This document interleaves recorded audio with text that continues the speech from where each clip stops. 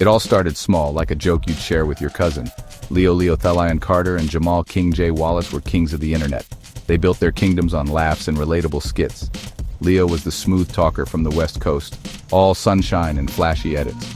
Jamal was the East Coast griot, his stories raw and real, straight from the stoop. At first, their rivalry was just that, a performance. They'd trade light-hearted jabs in their videos, roast each other's new sneakers, or make fun of the other's dance moves. Their followers ate it up. The views climbed higher and higher with every fake argument. It was a game, a profitable, harmless game, or so they thought. Nobody saw the darkness creeping in at the edges of the screen. The thing about internet fame is that it's a hungry beast. It always wants more likes, more shares, more comments. Leo and Jamal started feeding that beast bigger and bigger pieces of themselves.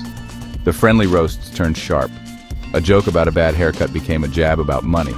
A critique of a video turned into a question about character. Their followers didn't just watch, they participated. They chose sides, Team Leo or Team King J. The comment sections became battlegrounds. Digital coliseums where strangers fought strangers over men they'd never met. The numbers kept going up, so Leo and Jamal kept pushing. They were giving the people what they wanted, right? But they forgot that the game had real players, and the stakes were getting dangerously high. Their content shifted. The funny skits about family cookouts and first dates were replaced. Now, it was all about the beef.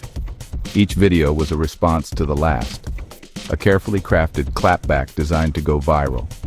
Jamal would post a video in his new luxury car, subtly flexing on Leo's older model.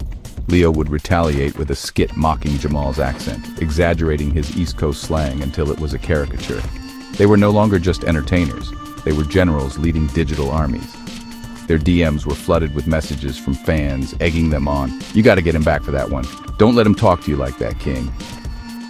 They were trapped in a cycle, a feedback loop of negativity that paid their bills and stroked their egos. What they failed to see was how the characters they played online were slowly consuming the men they were offline. The lines blurred. Was Leo mad or was Leo Thalion? Was Jamal hurt or was King J? The pressure to keep the drama going was immense. A week without a new diss track or a shady post felt like a failure. The algorithm is unforgiving. It forgets you quick. So they escalated. They had to. The jokes became insults. The insults became threats. And the whole world watched, thumbs poised, ready to like, share, and comment.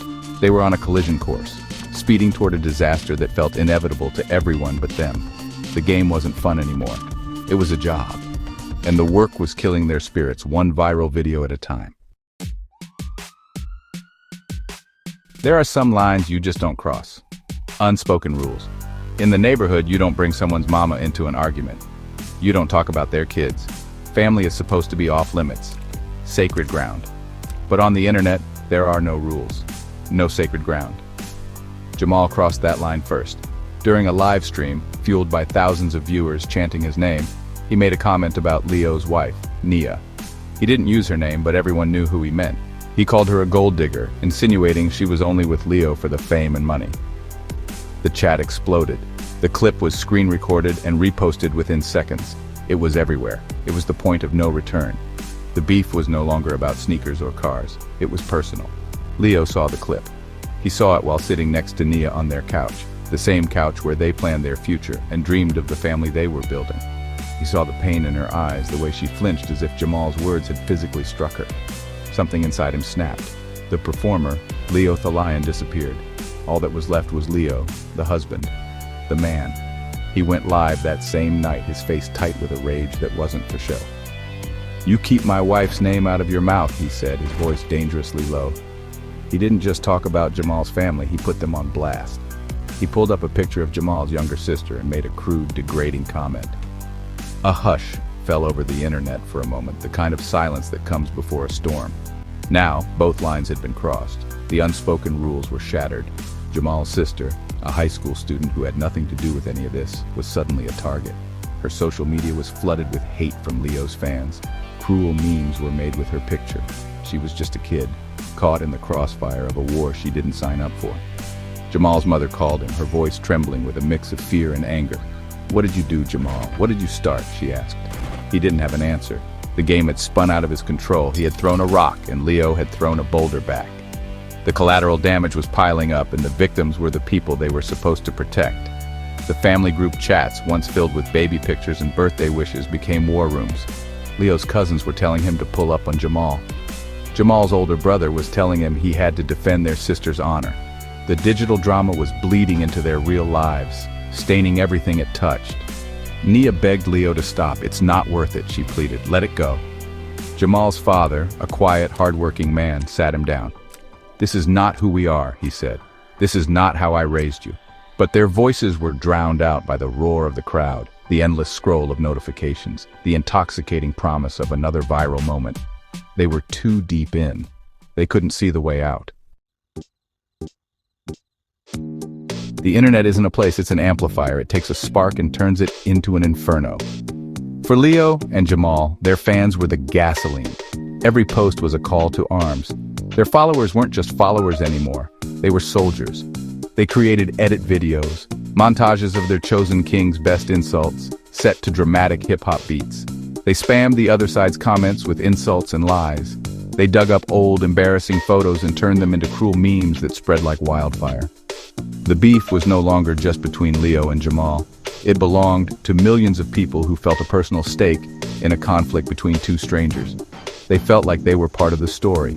The platforms themselves were designed to make it worse. The algorithms rewarded outrage. The more extreme the content, the more it was pushed into people's feeds. Leo learned that a video of him calmly discussing the situation got a few thousand views. A video of him screaming into the camera, threatening Jamal, that got millions. So he screamed more. Jamal learned that a thoughtful post was ignored. A live stream where he called Leo out by name and doxed his business address? That broke his personal record for concurrent viewers. The system was designed to reward the worst versions of themselves. They were being paid in views and in dollars to be angry, loud, and reckless. Memes became weapons. A picture of Jamal's sister crying was photoshopped into a dozen different scenarios. A screenshot of Leo's wife looking tired was captioned with vicious rumors. These images were detached from their human context.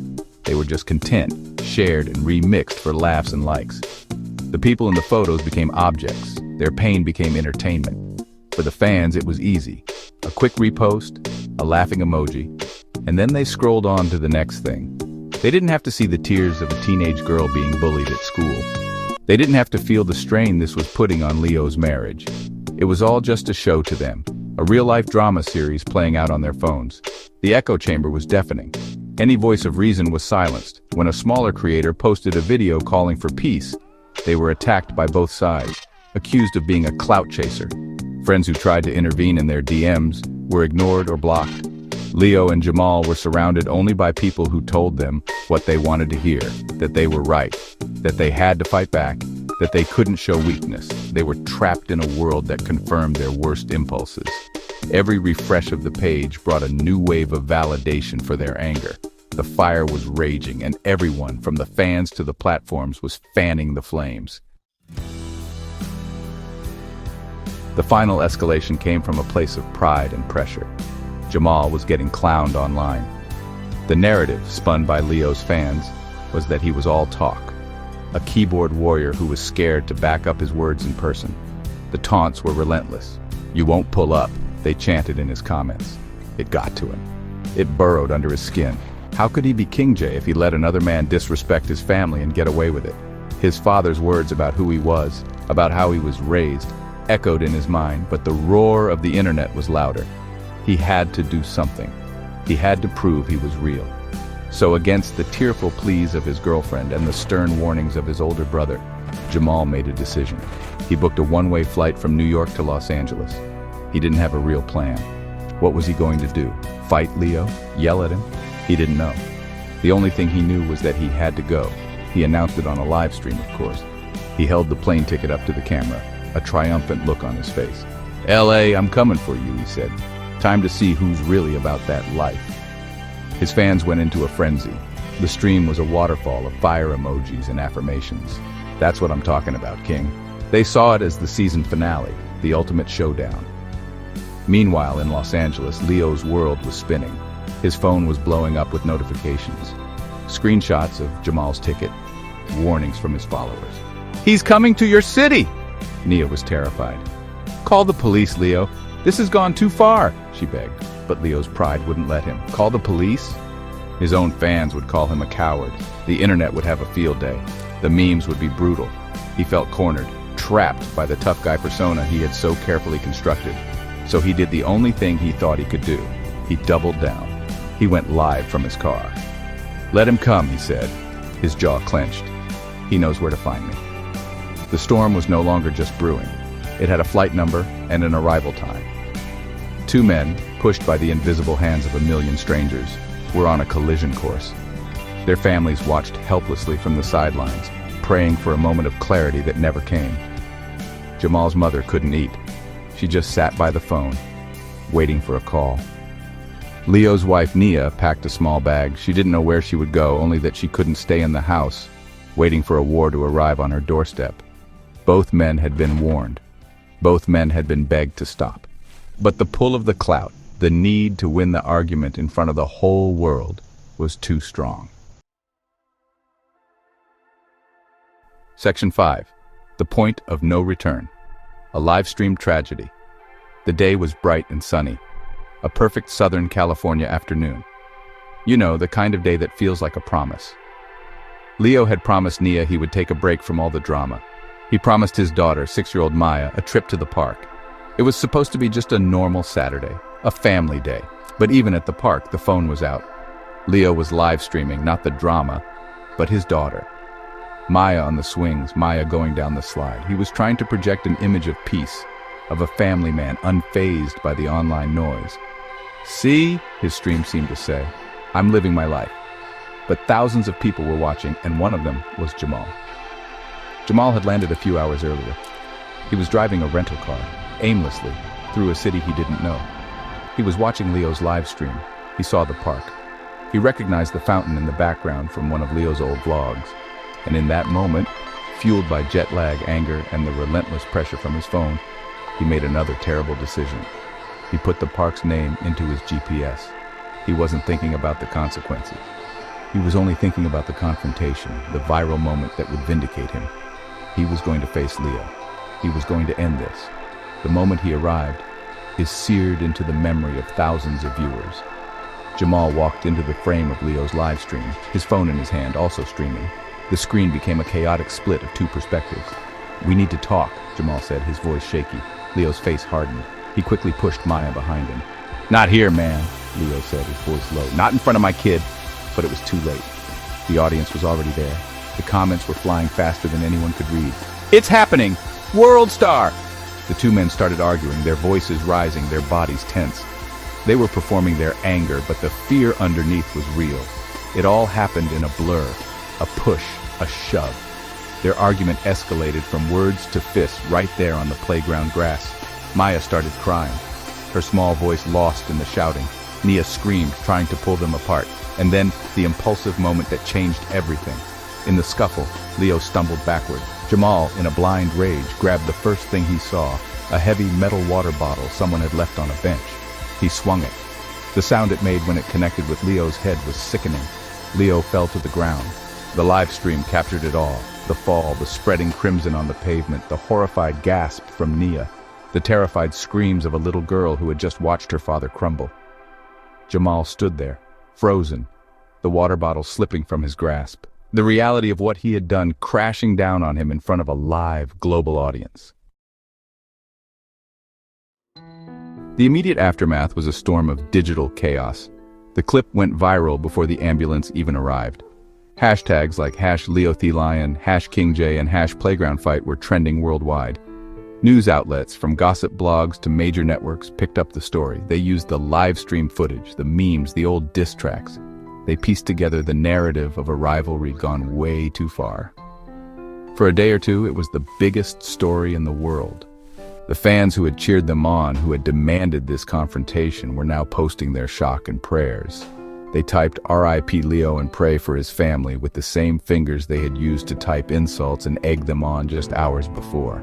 But, the internet has no memory. The storm passed. The trends changed. A new celebrity did something scandalous. A new meme was born. The world moved on. The millions of people who had been so invested in the drama found a new show to watch. They hit the unfollow button. They scrolled past the story. For them, it was over. But for the families involved, the horror was just beginning. There was no unfollow button for their reality. There was no scrolling past the grief, the trauma, and the flashing lights of police cars. The digital world that had built them up and torn them down had forgotten them, leaving them alone to pick up the shattered pieces of their lives. Jamal Wallace was no longer King J. He was a defendant. The viral clips of his flight, his arrival, and the final tragic encounter became Exhibit A in a courtroom. His fans weren't there. His army was gone. There was only his mother, weeping silently in the front row, and his father, his face aged a decade in a matter of days. The tough guy persona he had cultivated online crumbled under the weight of real-world consequences. He was charged with manslaughter. The clout, the views, the subscriber count, none of it mattered when the judge read the verdict. His life, as he knew it, was over, traded for one moment of impulsive, live-streamed rage. For Leo's family, the silence was the loudest sound. The constant ping of notifications was replaced by the hushed whispers of relatives at a funeral. Nia had to explain to her 6-year-old daughter why her father wasn't coming home. How do you explain that he was taken not by an illness or an accident, but by a beef? A fight over pride and internet points. The empire Leo had built, the brand deals, the ad revenue, all of it felt like blood money. It was a monument to the ego that had cost him everything. The cameras stopped rolling. The trending topics faded, but the consequences were permanent and devastating. There are two children at the heart of this story who never asked for any of this. One is Maya, Leo's daughter. She is 6. She doesn't understand what a subscriber is. She doesn't know what clout means. She just knows that her daddy used to point a phone at her and laugh, and now he's gone. She knows that a man she'd never seen before came to her favorite park and started yelling. She remembers the sound of her mother's scream. She has nightmares about it. The park isn't a happy place anymore. It's the place where she last saw her father. The place where the world stopped making sense. Her mother, Nia, tries to protect her. She deleted all the social media apps from her phone. She tries to shield Maya from the lingering whispers and the pitying looks from strangers in the grocery store. But the internet is forever. Years from now, when Maya is old enough to type her father's name into a search bar, the whole ugly story will be waiting for her. She will see the video, she will read the comments, she will see strangers making jokes about her family's worst day. The trauma of that sunny afternoon was not a single event. It's a scar that will be reopened every time someone clicks play. The other child is Jamal's son, born 3 months after his father was sent to prison. He will grow up visiting his dad behind a pane of glass. He will know his father not from funny skits or family vacations, but from stories his mother tells and from grainy photos taken in a visitor's room. He will carry a name associated with a viral tragedy. When other kids are talking about what their dads do for a living, what will he say? My dad used to be an influencer, but he made a mistake. A mistake that cost another man his life and cost him a father. He is an innocent, paying the price for a beef that started before he was even born. These children are the true victims. They are the ones left behind to navigate a world broken by their father's egos. Their childhoods are forever marked by a chase for likes and shares. They are a living, breathing reminder that the drama we consume online has a human cost. It's not just pixels on a screen. It's not just a show. It's real people, real families, and real children whose lives are irrevocably damaged. Their pain should be a warning to all of us. A reminder that behind every username is a human being, and behind many of them are kids who just want their parents to be present, safe, and home. What is the real price of clout? We see the flashy cars, the big houses, the brand deals. We see the numbers go up and we equate it with success. But we don't see the true cost. It's paid in sleepless nights, staring at a screen, reading hateful comments from strangers. It's paid in lost relationships, as real-life connections wither while you feed the online beast. It's paid in mental health, as your self-worth becomes tied to the fickle whims of an algorithm. For Leo and Jamal, the final bill was astronomical. It cost one man his life and the other his freedom. It cost their families their peace and their children their fathers. This wasn't a freak accident. It was the final, logical destination of a journey they chose to take. Every step was a choice. The choice to escalate a joke into an insult. The choice to bring family into it. The choice to listen to the angriest voices in the comments instead of the loving voices in their homes. They chose to prioritize the validation of strangers over the well-being of their loved ones. They were so focused on winning a fake war online that they lost everything that was real and precious in their lives. Their story is a tragedy, but it is also a cautionary tale written in blood and tears. We have to ask ourselves why we are drawn to this drama. Why do we watch? Why do we comment? Why do we share? There's a part of us that enjoys the spectacle, the modern-day gladiator match playing out on our phones. We feel a sense of participation without any of the risk. But our clicks are votes. Our shares are endorsements. By engaging, we become part of the machine that incentivizes this behavior. We feed the very beast that consumed Leo and Jamal. We have a collective responsibility to demand better, not just from creators, but from ourselves. To choose empathy over entertainment and compassion over conflict. The digital world they chased is an illusion. The likes fade, the followers move on, the trends die. All that's left is the reality you've built. Is it a reality of love, family, and real connection? Or is it a pile of rubble, the ruins of a life sacrificed for temporary internet fame? Leo and Jamal built their kingdoms on sand, and when the tide of real-world consequences came in, it all washed away. The price of their clout was everything. It was a bill that will be paid for generations by children who never even understood the game. This story has to be more than just another piece of content to be consumed and forgotten. It has to be a wake-up call. It's a plea from the deepest part of my soul for all of us to take a step back and look at what truly matters. Look up from your screen. Look at the people in the room with you. Your mother, your brother, your child, your friend. These are the people who matter. Their love is real. Their pain is real. Their presence is the most valuable thing you will ever have. It's more valuable than 1 million followers. It's more precious than a trending hashtag. We have to learn to log off. Not just from the apps, but from the mindset that they create. The mindset that every thought needs to be shared, that every conflict needs an audience, that your life is a performance for others to judge. Your worth is not measured in likes. Your character is not defined by your follower count. Your legacy will not be the memes made about you. It will be the impact you have on the real human beings in your life. Did you make them feel loved? Did you make them feel safe? Were you there for them when they needed you? That is the only score that matters. To anyone caught in a cycle of online drama, I'm begging you, let it go. It is not worth it. The temporary satisfaction of a win online is nothing compared to the permanent pain of a real-life loss. Protect your family. Protect your peace. Your energy is a precious resource. Don't waste it fighting with strangers in a comment section. Invest that energy into your home, your community, your own mental well-being. Build a life that feels good on the inside, not just one that looks good on the outside. The most powerful thing you can do is hit the block button and go hug your kid. This tale is a tragedy.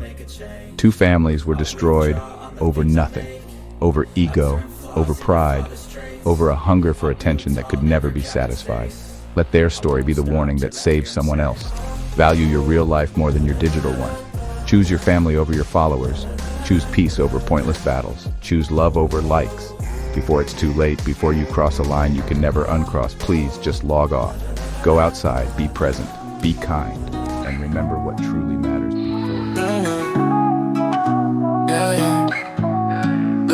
Log off before it's too late. The net don't care, stream your fate. He joke for likes now, the silence heavy. Lil D crying that he's in the cemetery. One shot now, the comments froze. He blacked out on live all for a show. He said ain't nobody gon' do nothing now. Angels scroll through his final upload. Started off playing skits, jokes, little flame. Then the views blew up, and so did the game. From reaction king to a neighborhood name. But fame online brings street boy pain. Wife said chill, baby, this don't feel safe. I laughed it off, they just type they fake. But real beef don't disappear with a post. And the bars I spit cut close like toast. Pulled up, flexing at the Jaguar Stadium live, come outside. Kids getting hot dogs, phone in my hand. Didn't know death was part of the plan. Log off before it's too late. The net don't care or stream your fate. He joke for likes now, the silence heavy. Lil D crying that he's in the cemetery. One shot now, the comments froze. He blacked out on live all for a show. He said ain't nobody gon' do nothing now. Angel scroll through his final upload. I ain't asked for war, but he brought the fam. Put my city on blast like I'm less of a man. Made memes of my son, my girl, my name. Internet beef got me stuck in flame. I'm RoastLord, but this ain't a skit. Every punchline hit different with a clip. So I'm laughing live, Jacksonville son. I blacked out, charge a loaded grip on the gun. Now I'm headlines viral with a mug. 2 lives gone cause we couldn't unplug. Wish I logged off, let the pride fall. But I chose clout over peace, lost it all. You promised to protect us, now hold Lil D when he restless. Why'd you have to go live? Couldn't you let the jokes die? Your pride got a body count, and all I do is cry. Log off before it's too late. The net don't care or stream your fate. You joke for likes, now the silence heavy. Lil D crying, daddy's in the cemetery. One shot, now the comments froze. He blacked out on live, all for a show. He said ain't nobody gon' do nothing now. Angel scroll through his final upload.